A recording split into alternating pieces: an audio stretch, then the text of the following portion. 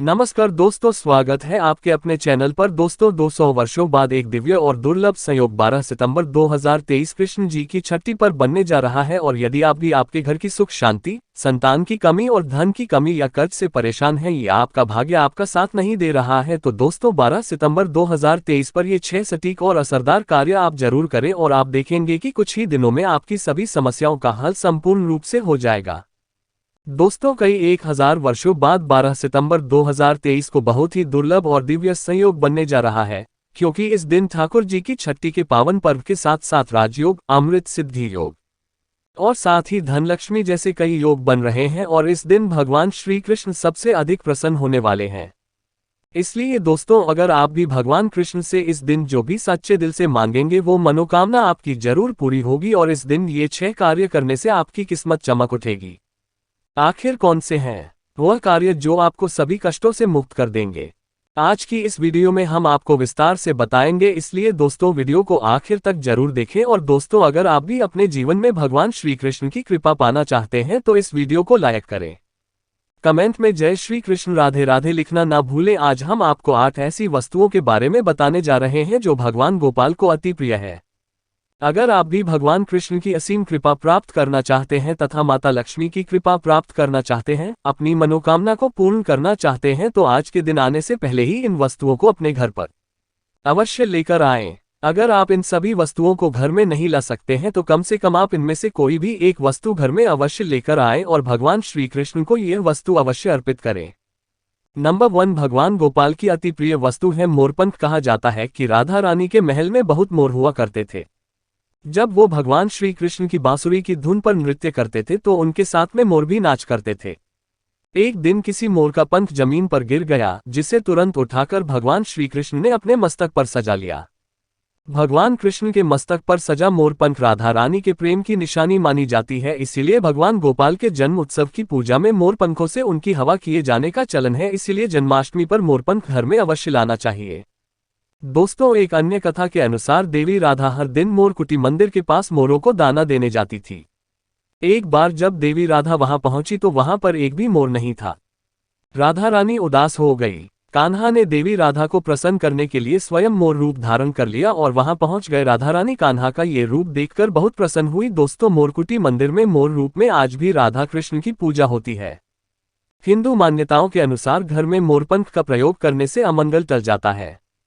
विशेष रूप से कहा जाता है कि मोरपंख से बुरी आत्माएं पास नहीं आती। मोरपंख को भगवान गोपाल ने अपने मुख पर स्थान दिया तथा सम्मान दिया। वास्तु के अनुसार मोरपंख घर से अनेक प्रकार के वास्तुदोष को दूर करता है और मोरपंख सकारात्मक ऊर्जा को अपनी ओर खींचता है। मोरपंख मोर के बाजू से अलग होने के बाद भी जीवित रहता है, तभी तो इसका सकारात्मक असर अपना काम तेजी से करता है।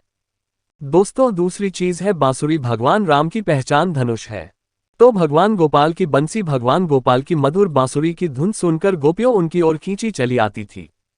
भगवान गोपाल की बंसी प्रेम और आनंद का प्रतीक है।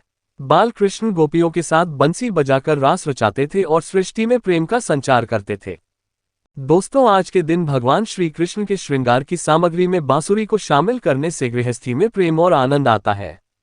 भगवान कृष्ण को बांसुरी अर्पित करने के साथ ही आप अपने घर में बांसुरी को अवश्य ही लाएं। दोस्तों, माना जाता है कि जहां कहीं भी वास्तुदोष हो वहां बांसुरी लगाने से वास्तु दोष दूर हो जाता है। लेकिन ध्यान देना जरूरी है कि बांसुरी कभी भी सीधी नहीं लगानी चाहिए, बल्कि इसे हमेशा तिरछा लगाने से लाभ मिलता है। साथ ही बांसुरी का मुंह हमेशा नीचे रहना चाहिए। इसके अलावा दाम्पत्य जीवन में तनाव या फिर कलहपूर्ण वातावरण रहता हो तो सिरहाने में बांसुरी रखकर सोने से बहुत अधिक लाभ मिलता है। दोस्तों, तीसरी चीज है मोर मुकुट। ज्योतिष गणना के अनुसार ऐसा माना जाता है कि भगवान कृष्ण की कुंडली में कालसर्प योग था। इसलिए वे सदैव अपने मुकुट पर मोर का पंख हमेशा धारण करते थे। मोर और सर्प में भीषण शत्रुता होती है, इसीलिए मस्तक पर मोर मुकुट धारण करने से कालसर्प दोष का योग कम होता था। भगवान की पूजा में उन्हें मोर मुकुट पहनाने से कालसर्प दोष का प्रभाव दूर हो जाता है। दोस्तों, चौथी चीज है माखन। मिश्री नंद के लाल गोपाल को माखन अति प्रिय है।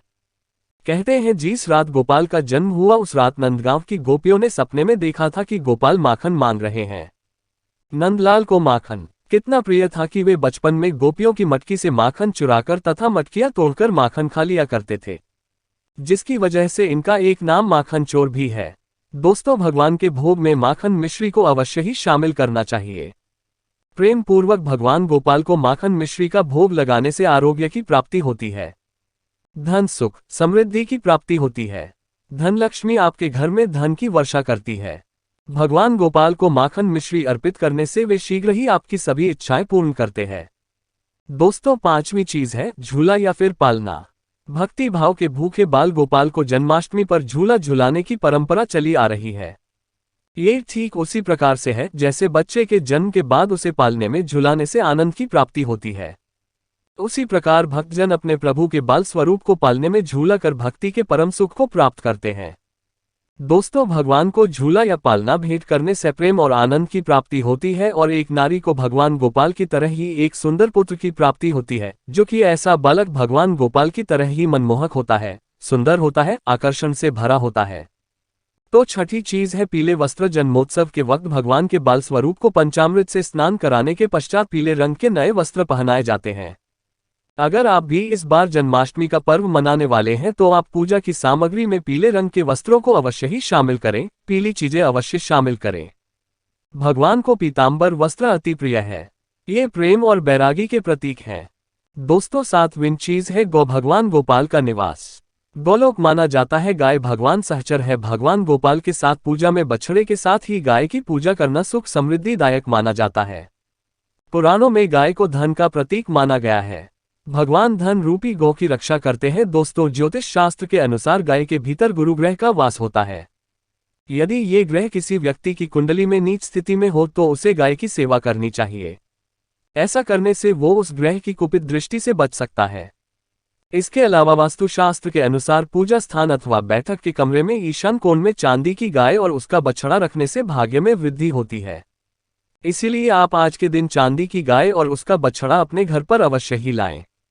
अगर आप चांदी का नहीं ला सकते हैं तो आप मिट्टी का ला सकते हैं या फिर आप गाय और बछड़े की तस्वीर लाकर भी ईशान कोण में लगा सकते हैं। दोस्तों, आठवीं ये चीज है गीता की पोथी। भगवान कृष्ण ने महाभारत के युद्ध के दौरान अपने प्रिय शाखा और पांडवों में श्रेष्ठ धुन्ना अर्जुन को गीता का उपदेश दिया था। गीता मुंह से निकालकर संसार देखने का मार्ग बताती है। इसे भगवान श्री कृष्ण की वाणी कहते हैं, जो मनुष्य को मुक्ति का मार्ग और कर्म पथ पर चलने का ज्ञान देती है। दोस्तों, इसीलिए भगवान की पूजा में गीता की पोथी जरूर रखनी चाहिए और रात में जागरण करते हुए गीता का पाठ हर हाल में अवश्य करना चाहिए। आज के शुभ अवसर पर भगवान गोपाल की असीम कृपा प्राप्त करने के लिए आप इन चीजों को अपने घर पर अवश्य ही लेकर आए और इन्हें भगवान की पूजा में शामिल करें। ऐसा करने से आपको भगवान गोपाल की असीम कृपा प्राप्त होगी, धन लक्ष्मी की कृपा प्राप्त होगी। सभी देवी देवता दोनों हाथों से आपके जीवन में धन की वर्षा करेंगे। दोस्तों, कृष्ण की छठी के दिन जरूर करें ये उपाय, आपकी हर मनोकामना होगी। पूरी ज्योतिष शास्त्र के अनुसार यदि आप आर्थिक परेशानियों से घिरे रहते हैं और लाख मेहनत के बाद भी सफलता नहीं मिल रही है तो आज के दिन पर कान्हा का केसर मिश्रित दूध से अभिषेक करें। इस उपाय को करने से कृष्ण जी के साथ धन की देवी लक्ष्मी का भी आशीर्वाद प्राप्त होता है। कृष्ण की छठी के दिन कान्हा की पूजा में चांदी की बांसुरी चढ़ाएं। मान्यता है कि ऐसा करने से हर काम में सफलता मिलती है। साथ ही यदि परिवार के लोगों के बीच यदि कलह की स्थिति बनी रहती है तो वो भी समाप्त हो जाती है। भगवान श्री कृष्ण को पीतांबरधारी भी कहा जाता है। ऐसे में आज के दिन पूजा का पूर्ण फल पाने के लिए पीले रंग के वस्त्र धारण करें और गोपाल को पीले फल, पीले फूल, पीली मिठाई चढ़ाएं। आज के दिन की शाम को घर में तुलसी के पौधे के पास घी का दीपक जलाने से परिवार में चल रहे लड़ाई झगड़े समाप्त होते हैं। इस दिन ओम नमो भगवते वासुदेवाय का जाप करते हुए तुलसी की 11 बार परिक्रमा करें। इससे परिवार में प्रेम का वातावरण बना रहता है। आज के दिन सुबह किसी भी राधा कृष्ण मंदिर में जाकर श्री कृष्ण जी को पीले फूलों की माला चढ़ा